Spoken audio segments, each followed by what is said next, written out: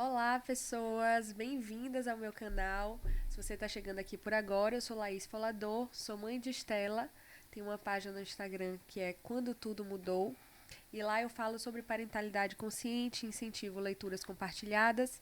Depois que eu me tornei mãe, comecei a entrar nesse mundo e hoje eu sou educadora parental, especialista em neurociência, educação e desenvolvimento infantil e adoro trocas, adoro conversar com pessoas. Hoje eu tenho uma convidada muito especial, que além de ser uma profissional que eu admiro muito, é minha irmã, Bruna Venda. Por favor, se apresente. Oi, pessoal. Ou melhor, oi, pessoas, como diz Estelinha. Meu nome é Bruna, eu sou arquiteta e eu sou especialista em neuroarquitetura, que é a neurociência aplicada para a arquitetura. Estou muito feliz de estar aqui hoje com minha irmã. Obrigada pelo convite. Estou muito feliz de você estar aqui também. Então, gente, o que é que a gente resolveu trazer para vocês, assim, que liga a neuroarquitetura com a educação, né, com o desenvolvimento infantil? É, um questionamento, na verdade. Existe quarto infantil perfeito? A gente vai conversar sobre isso. E Bruna vai dar dicas de mudanças que vocês podem fazer no quarto dos filhos de vocês para que eles se tornem mais atrativos para as crianças e ao mesmo tempo que proporcione o bem-estar e o desenvolvimento da criatividade delas, tá? Então, Luna, vamos começar assim falando alguns segredos para um quarto infantil perfeito. Tá certo.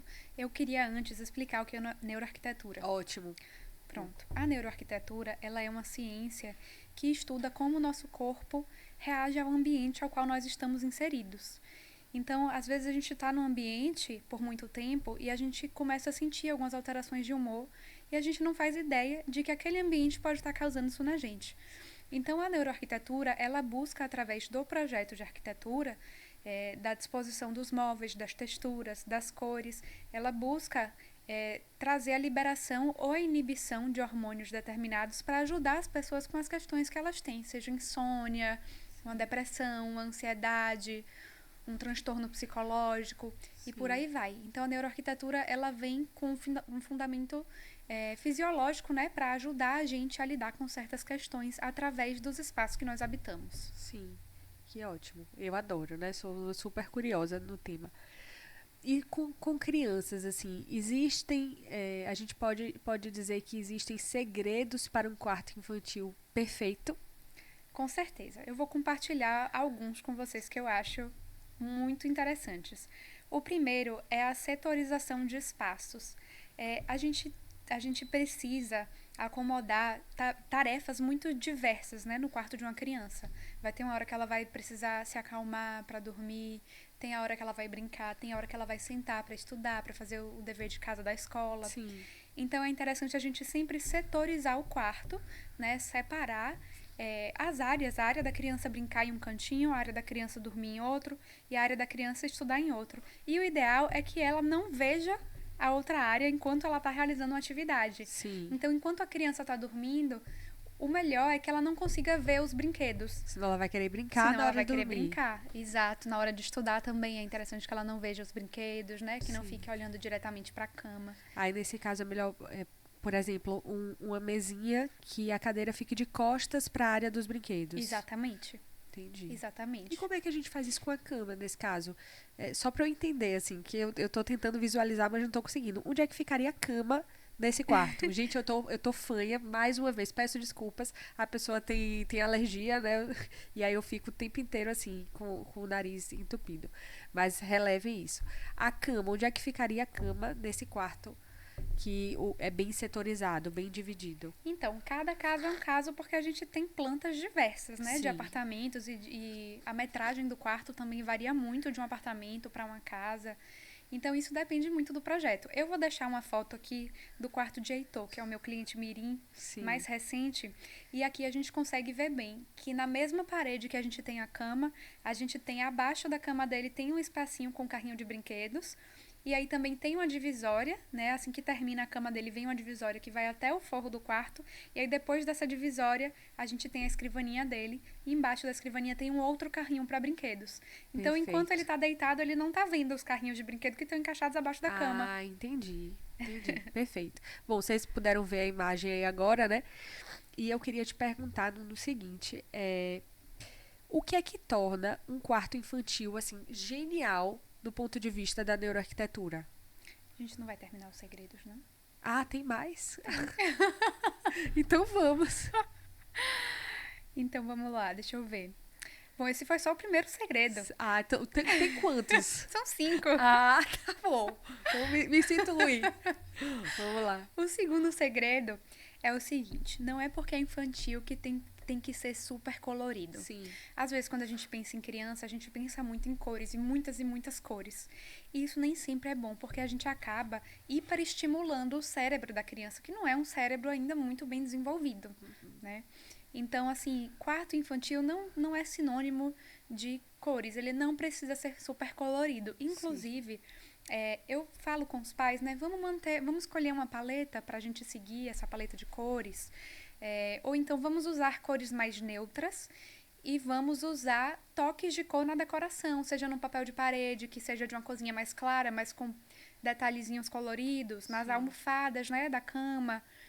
Então a gente consegue trazer as cores de formas diversas para um quarto, sem tornar ele poluído visualmente. Entendi. Então esse é o segundo segredo. O terceiro segredo é em relação a plantas. É difícil a gente ver planta em um quarto infantil, né?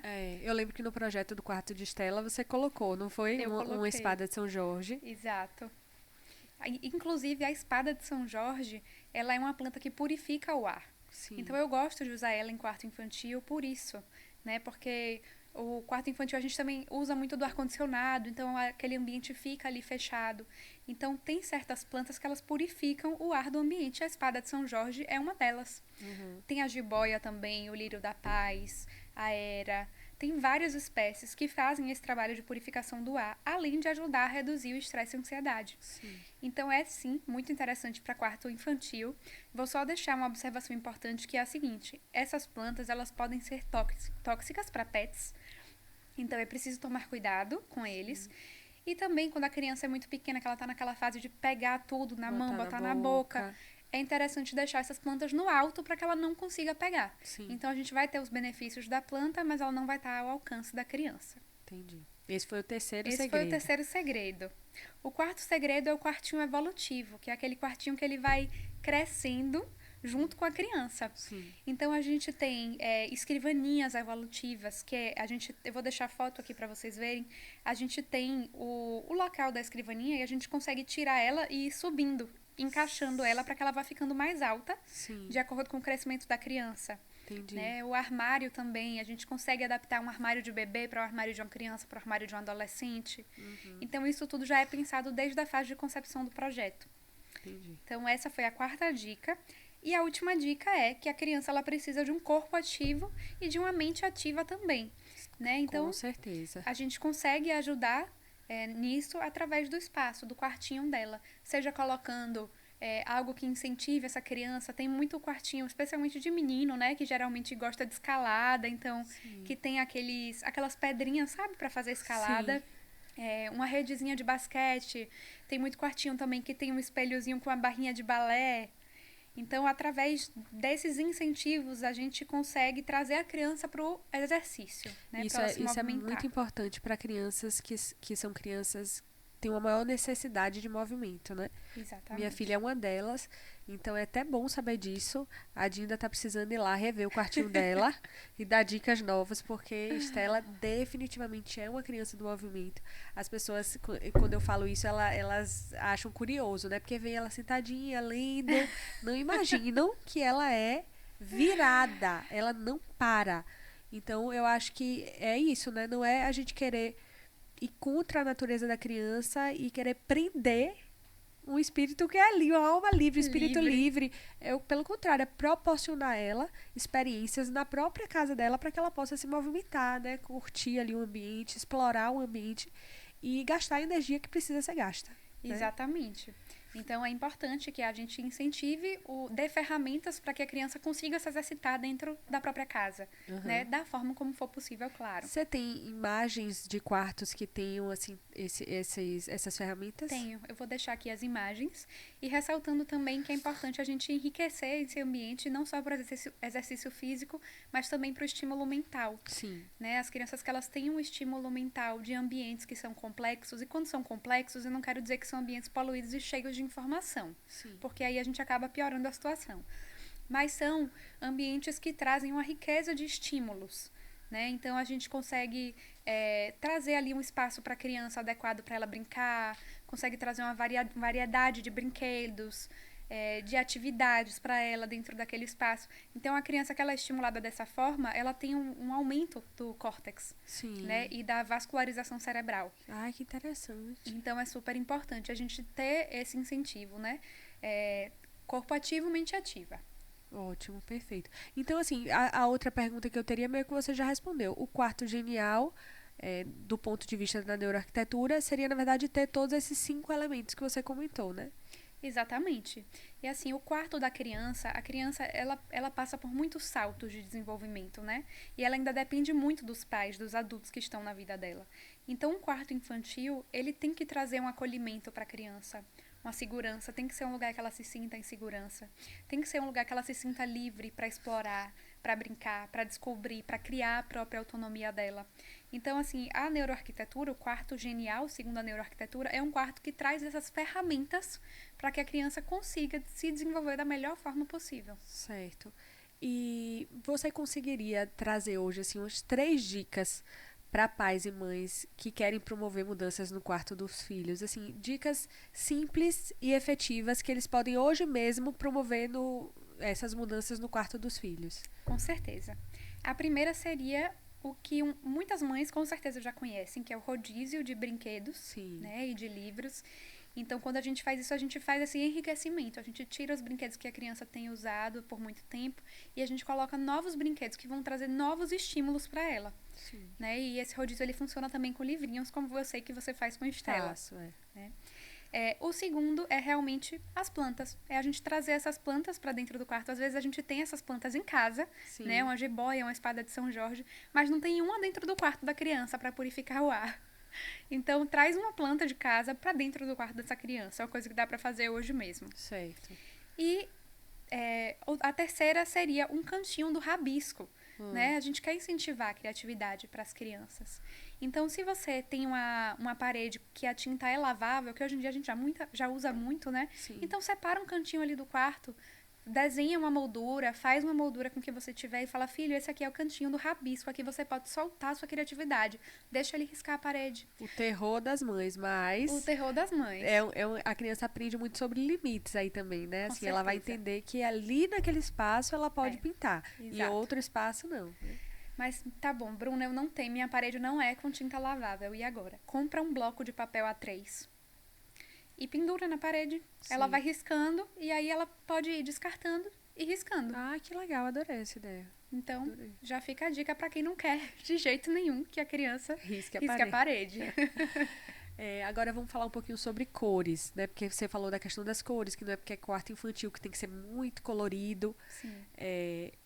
Inclusive, tem algumas marcas infantis que a gente vê que de decoração até, que são assim, bem coloridas, né? Sim. Cores bem vibrantes. E eu queria saber como as cores influenciam tanto no desenvolvimento quanto no comportamento das crianças. Certo. Eu recebo muito essa pergunta. Me perguntam muito assim, qual é a paleta ideal, né, para um quarto infantil. Sim. Mas é complicado, é uma pergunta complicada de responder, porque assim como nós adultos, as crianças elas têm um gosto pessoal. Tem preferência. E elas têm uma personalidade também diferente da outra. E tem 1000 outras questões. Tem crianças que são muito agitadas, tem crianças que são muito calminhas, tem crianças com transtornos, né, psicológicos, tem crianças que estão no espectro autista, tem crianças, como eu fui, com TDAH, já diagnosticada tardiamente, mas se eu soubesse disso na época, talvez tivesse me ajudado bastante. Né? Então, assim, cada criança é um mundo. E a gente precisa escutar a criança. Sempre que eu vou fazer o briefing de um projeto, eu converso com a família e peço sempre para conversar com a criança também. Uhum. Eu pergunto o que é que ela quer no quartinho, o que é que ela gosta, quais são os personagens favoritos, qual é o hobby, quais são as cores favoritas. Então, a gente precisa escutar essa criança, né? É engraçado isso, porque assim, eu criei o quarto de Estela criei, né? Eu dei as sugestões, as ideias do que eu queria para o quarto dela, porque ela não estava na minha barriga ainda, né? Sim. E no quarto dela tem algumas cores, menos a cor preferida dela, que é azul. Então, eu procurei, né? Queria tons assim mais terrosos, mais pastéis, e o azul não foi inserido no meio. E ela adora. Por sorte, nossa sala tem uma parede enorme azul. Sim. Mas o quartinho dela, em breve, a gente vai precisar rever e mudar algumas coisas. E quem sabe trazer para decoração o azul para agradá-la também, né? Exato, e é isso. Você não precisa pintar uma parede de azul. Você pode comprar uma roupa de cama azul, Sim. almofadas azuis, Uhum. algum quadro que tenha um fundo azul, né? Então, são coisas que a gente pode fazer sem necessariamente reformar o quarto inteiro. Sim. E isso é muito normal. Quando o bebê tá na barriga, é o gosto da mãe que prevalece.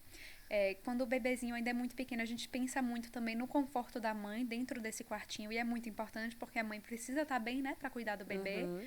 Mas a partir do momento em que a criança vai crescendo e ela começa a demonstrar a sua personalidade, suas preferências, seu gosto pessoal, aí a gente precisa escutar, Sim. né? E as cores têm muito disso também.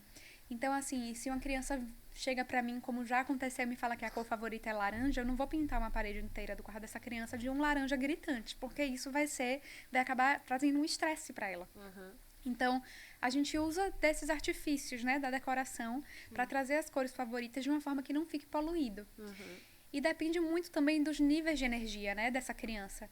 Uma criança que é muito mais agitada, eu vou usar uma paleta de cores. Uma criança que é muito prostrada, eu já vou usar uma outra paleta de cores para incentivar ela, para dar mais energia, mais ânimo. Uhum. Então, isso varia muito. Então, assim, a cor, ela, sim, ela influencia muito, mas não existe uma paleta perfeita, né? Cada criança é uma criança e a gente precisa personalizar de acordo com cada uma. Sim. E agora vamos falar um pouquinho sobre a importância e o papel da iluminação no quarto infantil. Bom, a iluminação, ela tem um papel extremamente importante, principalmente no nosso sono, né? Eu sei que você tem pavor à luz amarela. Tenho, gente, eu confesso que assim, as arquitetas odeiam, devem me odiar ouvir falando isso, mas eu não gosto de luz amarela. Não gosto. Mas você Tem não na tá minha sozinha. sala, porque você me obrigou. Mas o resto da casa eu já tirei. Inclusive no meu quarto, que você falou que tinha que ser uma luz mais aconchegante. Não, botei a branca. Porque, Nossa Senhora. e porque, eu acho que eu já falei isso até numa live que a gente fez juntas. Você vê como os traumas ficam, né? O parto de Estela foi um parto muito difícil, assim, pra mim. Porque eu queria muito ter tido um parto normal. Tentei por muitas horas e não consegui.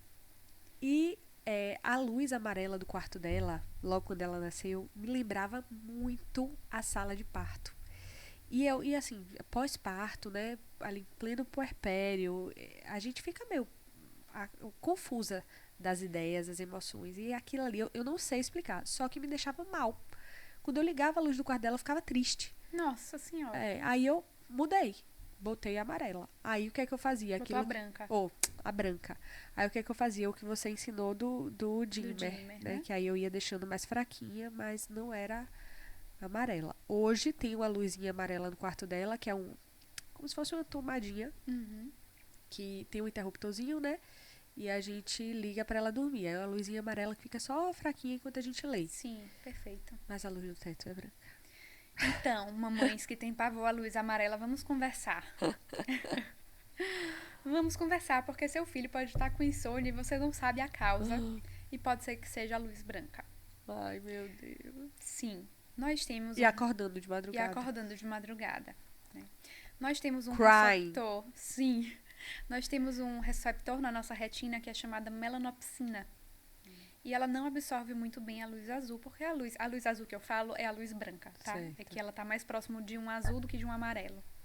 É uma luz fria. Então, a melanopsina, ela não consegue absorver muito bem essa luz fria. Porque essa luz fria não é natural. A luz do sol é amarela. Uhum. Né? Então, o nosso corpo, quando a gente surgiu como humanos, a gente lidava com a luz do sol, que era uma luz amarela. A gente não aprendeu a absorver uma luz fria completamente artificial, que é a luz fria.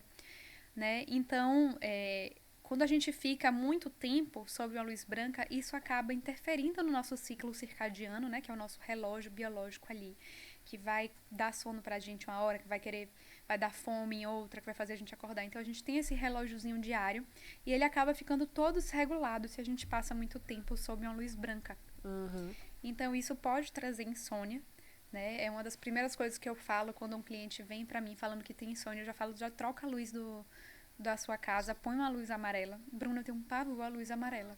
Então põe uma luz neutra. A gente tem a luz amarela, que ela tem 2.700 Kelvin. Tem a luz branca, né, que é já essa bem fria, que ela é em torno de 6.000 Kelvin. E a gente tem a luz neutra, que é ali 3.500. Então ela é um meio termo, né, entre a luz amarela e a luz branca. Então já fica essa dica, né, para facilitar para as mães que não gostam da luz amarela. Mas para quem gosta, use e abuse. Então, assim, o interessante da iluminação é que a gente faça cenas dentro do quarto. Né? O que é que a gente chama de cenas? É a gente ter uma iluminação para cada hora dentro do quarto. Então, a gente tem uma iluminação geral, que é para quando a gente precisa iluminar o quarto inteiro. A gente tem uma iluminação secundária, mais leve, para quando a gente vai sentar com a criança já perto de dormir para ler um livro. Então, aí a gente usa uma arandela, né, próximo a uma poltrona, ou então uma fita de LED em algum lugar. Então, assim, criem cenas para vocês conseguirem usufruir de tudo o que a iluminação pode proporcionar, né? Os momentos que ela pode trazer. Certo. Agora, vamos conversar um pouquinho sobre desenvolvimento sensorial. Quais são os materiais e os elementos que você aconselha trazer para o quarto de uma criança que estimulem o desenvolvimento sensorial delas? Então, é muito interessante se a gente conseguir trazer alguns elementos da natureza, né, para dentro desse quarto. Mas você não vai botar um pedaço de madeira, nem uma árvore lá. Sim. Então a gente usa de outros artifícios. O próprio MDF, né, que é usado para fazer muitos móveis. O MDF já ali com uma estampa amadeirada, né, imitando madeira realmente. Ele já traz essa sensação de mais aconchego, de mais conforto. Fibra natural, seja através de um tapete, né, de um abajurzinho na parede, ou um abajur de piso. Então, fibra natural. Se você tem um quarto grande, pode botar em algum pedacinho do quarto uma grama sintética, não daquela cortinha, mas hoje em dia a gente já tem uma grama sintética bem realista. Sim. Então a criança pisa descalço e ela tem a sensação de estar realmente pisando na grama. Então isso é interessante. Pedrinhas também, tem alguns revestimentos de parede que são feitos com pedrinhas, então a gente pode trazer em alguma áreazinha do quartinho ali para estimular. Sim. Então o ideal é realmente que a gente traga elementos que eles são o mais próximo possível da natureza. Sim. Isso ajuda a reduzir o nível de cortisol, né, e a reduzir o estresse e a ansiedade. Certo. E existe algum elemento que a gente não deve usar em quarto infantil? Assim, algum que te chame a atenção, que você fale, esse, por favor, não use. Luz branca. Ai, meu Deus, você vai me matar ainda com essa história dessa luz branca. Mas é sério, luz branca, tentem evitar sempre que possível e evitar também poluição visual, né? Muito estímulo de uma vez só para criança. Certo. Então, vamos trocar essa luz por uma luz neutra, Por favor. né? E estímulo não tem não. O quarto de Estela é bem Organizadinho clean. o quarto dela. É bem clean. É. Né? Por outro lado, a brinquedoteca. Ah, minha filha, mas ali é um improviso, né, gente? A brinquedoteca, ela fala, é minha varanda, que era uma varanda e hoje é uma brinquedoteca, porque foram os brinquedos chegando, os livros. Tinha um móvel lá que era um móvel para livros, hoje é um móvel para guardar brinquedos, e a gente foi se virando lá com o que dava. Tem algum projeto, assim, surpreendente que você fez, que você queira compartilhar com o pessoal, mostrar uma foto? Então, nesse quartinho que eu tava falando pra você, o quartinho de Heitor, e eu vou botar aqui um vídeo pra vocês verem como que tá, né? Porque ele ainda não tá pronto. A marcenaria acabou de ser montada. Mas conversando com o Heitor, ele me disse que ele gostava muito de construir e me disse que queria ser um construtor quando crescesse. Ele até fez um trabalho da escola dizendo que seria construtor. Oh. Então, eu desenhei para ele um painel que fica, né, na cabeceira da cama. É um painel que ele pega boa parte da parede do quarto, vou deixar aqui a foto.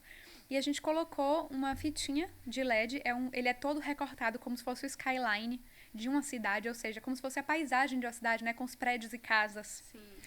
E aí a gente fez esse painel e colocou uma fitinha de LED. Então, quando ele deita para dormir, tem um interruptorzinho, e aí ele consegue acender e apagar essa cidade. Ai, que lindo! Então foi algo realmente pensado, assim, unicamente para ele.